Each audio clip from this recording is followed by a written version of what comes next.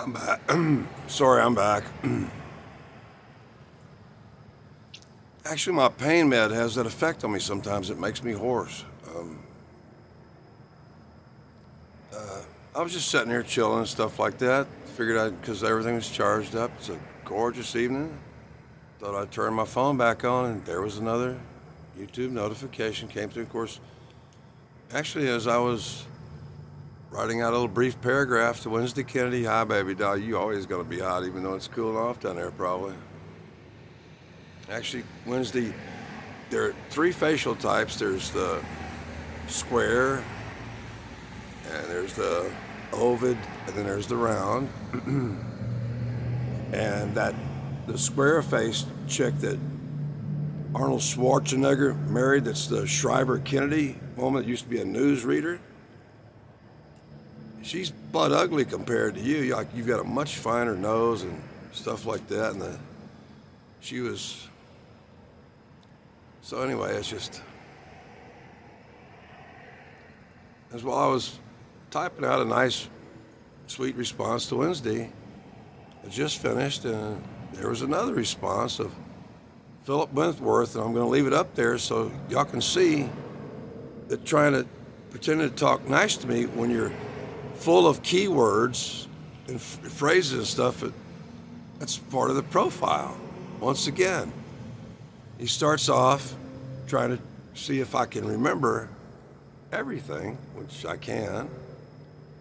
He says, my children and I go around Austin and Kyle, or Austin and Buda. That's the way it's pronounced, not Buddha, it's Buda. Distributing the stickers. See, he's done this before. Y'all don't remember the video where I showed that somebody had come up and they had put highly perishable stuff on my chair while I was gone. And on what was left of me, or my right arm, somebody had stuck a sticker which then I had to then peel off. First keyword. Then he goes on, he's loving and spreading love to the homeless. See, the person who doesn't remember that stuff, those of you who have tasks, there's no such thing as ADD, ADHD. I renamed it Television Attention Span Syndrome, which is the same acronym for the Texas Achievement stuff now called TASK. And my cousin Rick Perry, after that television show aired in about 2000, immediately had the name change from Task to Task. And then he goes on and says that him and his children, he doesn't have any children, he's gay and single and will come around and after or at 10 p.m., he's trying to play on the closing time with Starbucks when Starbucks usually actually closes early. Like tonight, they were closed before I left. There's no traffic. They don't stay open when there's no traffic. Not anymore. They used to. Sorry, forgive me. And beautify your area or whatever things are. I have to, because I'm starting to lose it here, because right after this airs, I'll just purge the whole thing. But I'm going to leave this up there to show y'all and show him, but he can't break it. How subtle it's, and beautify your things. He makes it sound to somebody who's new to that these are good people and I'm being harsh. And no, that's a threat. If you're a longtime viewer, Philip Wentworth, you lost your password and this is a new account. You see how stupid this guy is? You getting my drift at all? He starts off the first trip of, was the stickers thing, because I remember the idiot who puts a sticker where I get a lot of friction and it's just going to get shit on me. And it was all Frankenfood and highly perishable. And 10 p.m. is when I'm there some nights. I've been known to sleep right in that spot. And he's like trying to pretend like he knows that that indicates he knows I'm here. And while I'm not there, and despite that I've been under threat of ricin poisoning, mentioned it several hundred times, is going to start messing around with my stuff. That's not friendly, that's a threat. I'm going to leave that up there this time. I've already screenshot it. And so that y'all understand what I'm up against, a complete sociopath who keeps trying to present himself to you, especially, I'm sure he probably goes to, because he's wide awake and refreshed and talkative Sunday morning and well-dressed because he's already been up for days smoking meth, being some rich kid heir. I can tell by his vocabulary that he's never worked where he claimed he worked. He claims he tries to stick to one. And it's a different jargon, different voice is what we call it in English composition. He actually thinks that he can't. I know that those other two, that was Curtis Wyman. I'm really pretty sure that this ain't Curtis Wyman because Curtis wouldn't have caught the stickers thing and the other. But what you see, what other people would see as a lovely, he doesn't really say Christian or something because he's an atheist. I've pointed this out. This guy is, he doesn't, as I recall it, pretty much word for word, nowhere in there is any kind of religious thing. It's just spreading love for the homeless and stuff. There's no Lord, no preachers, no. So, gosh, that's actually my pain medication really isn't working. Today I had rebound pain after I took the medication. That's part of the problem. She's giving me a tiny dose, and instead of working, it's called, it's not rebound, it's kind of rebound. What my brain was screening out, I've told you I had several days of really good mobility and low pain level, and actually I took a pain pill, and my pain level went up. My legs, began to feel the stiffness whereas my brain was screening it out. So, but it has this effect. It'll make my voice kind of hoarse. When I didn't get hoarse from talking to Dan for a long time. You see that I talk all day on this. I just wanted to show you, it's actually like all those demons that hide in the church. A lot of you atheists, your objection to God is really your objection to organized religion and the criminals who hide in it. That's what you fail to separate the Creator from the people who wish to hide behind the Creator while they do their evil, which is the history of organized religion. While at the same time saying that I'm not a Jew just because I don't go to temple and shit. No, like my mom always said, you can always find the biggest criminals in town in the front pew. Real Christians tend to sit in the back because they know they're sinners and they're kind of ashamed to even be in the house of the Lord.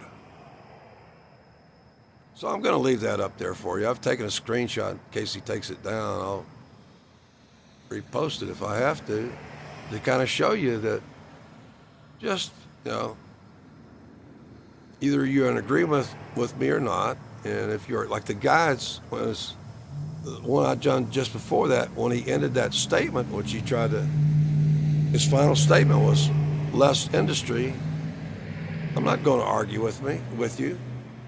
My mind is set on that. And, while you're free to express your opinion, since I know that you're a fake channel, you still go. People I know that are real people are free, like John Alonzo on Long Island is very liberal and stuff, yet we agree on a lot of things, such as caring for the weakest, frailest members of society. Being a classical liberal, we have what you would call socialistic tendencies too, besides our conservative. There's a balance there with classical liberalism, whereas the Democrat Party is now straight up fascist and highly atheistic and stuff, really, because they don't want to be judged for their sociopathic behaviors. So those of you who take the time to read the video before this and stuff, I'll leave that up there for as long as I wish. Just like God is, I'm getting some traction, I think, around here, because the evil people that hide in churches are always promoting this just endless prayer, when I keep making the point that you really haven't read the Bible or you're not observing, is that God gave us free will. And if he answered, the preachers say he'll answer, Jesus will answer your prayers. That's not true. If God intervenes, then the free will that he gave us, blank souls, and set up this system and take full responsibility for it in Isaiah 45:7, like a good father, he accepts that he kind of is apologizing for having us to face good and evil, giving Satan his franchise, Lucifer or whatever it's.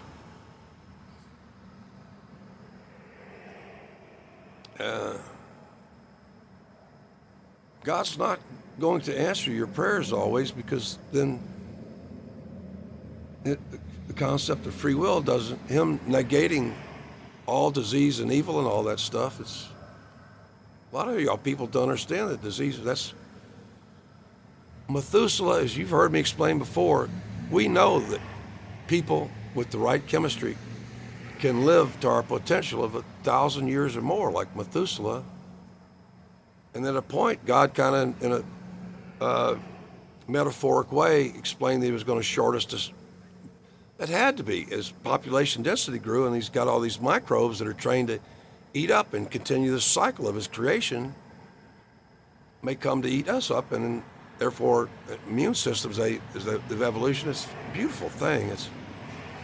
You remember the verses and stuff. He shorted us to 7 score, which I've studied. That National Geographic actually published the last really good gerontological, and what they really didn't mention was between all those people, especially the 140-year-old Russian sitting up on top of the hill with his grandchildren running towards him, that was as close as he would let the cameras. The only thing, diet doesn't matter, exercise doesn't matter, none of that matters. Stuff, alcohol, cigars, that Cuban cigar roller, 120 years old, smoked 20, he was taking many lethal doses a day. And it wasn't, being Nat Geo and stuff, the ethnologists, they're even indicating, but not stating, that these people are of an extremely wide variety of possible religious beliefs. Doesn't matter. The one thing that was clear was that they all had a desire for the opposite sex. That was the only common denominator in the longest lived people. So, hi, I'm Kent Kruger. The Lord gave me a miracle that I didn't even ask for long ago to prove to me. He intervened because he knew that I'd explained his own divine chemistry, arachidonyl ethanolamide. I've tried to tell you people. And because that's what he designed me to do, was to solve something, help people. I turned down so many opportunities in life, and so many profitable, because it wasn't what lit me up. He just kind of gave me these gifts, and I moved forward until I woke up blind in 1984 after just 400 milligrams of what women take every month for their menses. And from there, I proceeded to great discoveries. And I think the Lord looks over me, and no two-bit penny ante cyber stalker's ever going to get through to me. Remember, his first keyword was sticker, and then just yesterday morning, the sticker to live more in purple. He's listened to me. That's the gay color. Everybody knows that. That's what they added to the rainbow flag. You know, it was designed by a gay dude. I saw him at the '98 Gay Pride Parade in San Francisco.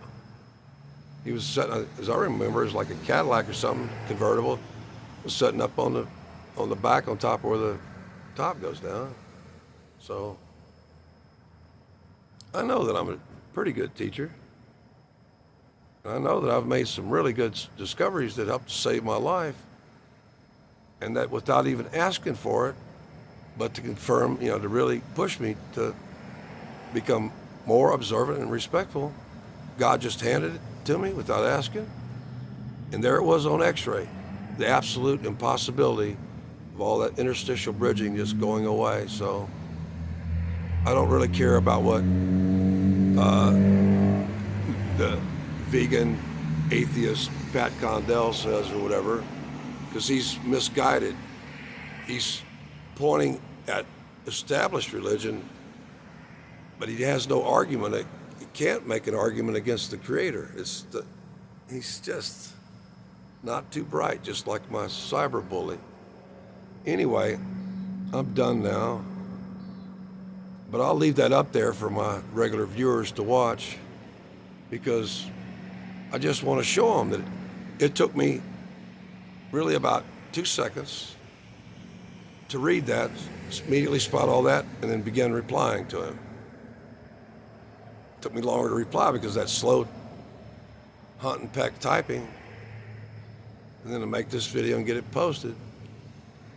Please remember, I still can, especially when I spot a new name and stuff like that, boom, I go back to 1,200 words a minute. I can analyze, 1,200 words a minute, you know, super high retention and comprehension. Been doing that since 7th grade, 11 years old. So, yeah, I know that, especially in this religious community and stuff like that, I can tell I'm getting more respect now and stuff, and it's the turbocharged evangelicals are leaving me alone and stuff and becoming a little more respectful. Appreciate that. But I just want to know that people know that the people that I do know around here and stuff like that, you're still free to, you know, approach and chat. And we can talk about religion and stuff as long as you understand you're not going to convert me. And I'm not going to listen to excessive praying, because God is not an interventionist God, unless he feels like it.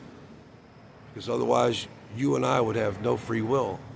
We'd have no free will to choose the path of good or evil that is cited in Isaiah 45:7, creating both light and darkness, good and evil. I, Yahweh, am doing all these things.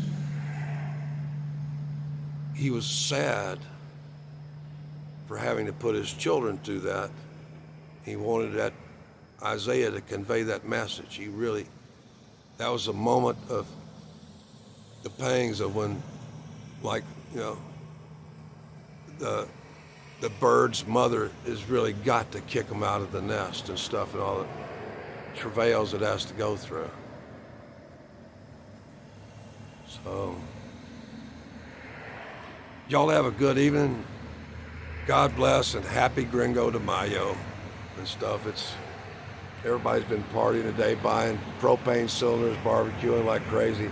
That was the non-Hispanics, because the real Latinos and stuff, they got the yucca and the pit. They doing it up the right way, you know, their way. That's what culture is doing things differently. It's just really the only, for your identity. Y'all have a good night. And I'm just sitting here laughing at a guy who I think this poor was about to use the B word. Technically I'm free to use that for PG-13. This poor bastard, I think he's actually an agoraphobic. He probably has to take a tremendous amount of drugs just to get out of his house. I'm actually having a moment of sympathy for him. Gosh, I've always been a kind of an outdoor traveling kind of person, and he's immobilized by his psychosis. Anyway, good night and God bless everybody. And I want to thank everybody who's been showing me so much support lately. I see it. That's especially like the two women. I wasn't very vigorous because I just gave them a nod because I was busy doing something instead of a big wave. My hands were preoccupied. So I hope everybody understands. I'm trying to look at, but like you people in the tinted cars, I can't see you unless the sun's behind you. Anyway, I'm gonna leave up there a little example and stuff to just briefly, but I've got like all of his old channels that are at least 8 to 16 years old, and almost all of his newer channels. He's running out of channels. Check and mate. It's done. God bless everybody. It's what a wonderful world, and I'm glad God gave me great vision and perspicacity and all these gifts. I'm so grateful to Him. You have no idea. It has saved my life so many times. I truly was blessed. I think that blessing came from my mother, who was her whole life was a devoutly religious person, but not over the top about it and stuff. Like often you couldn't even tell when she was praying. She'd just be sitting there, but she was praying. I'll see you guys later. Good night.